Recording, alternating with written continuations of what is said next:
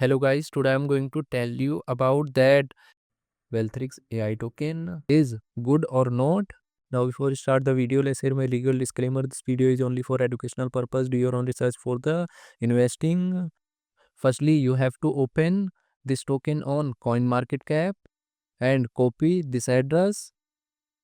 After that, you have to open gopluslab.io website and paste here token address.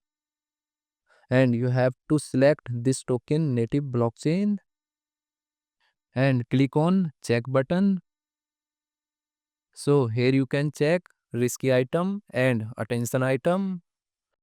Risky item is 0 and attention item is also 0. Now here you can see top 10 holders liquidity percentage. Top 10 holders liquidity percentage is around 93%. Token holders is around 152 and total supply is 1 billion Valtherix AI token. After that, you have to open this token on CoinMarketCap and click on market section. Now here you can check this token is listed on Uniswap, B3 and other exchanges.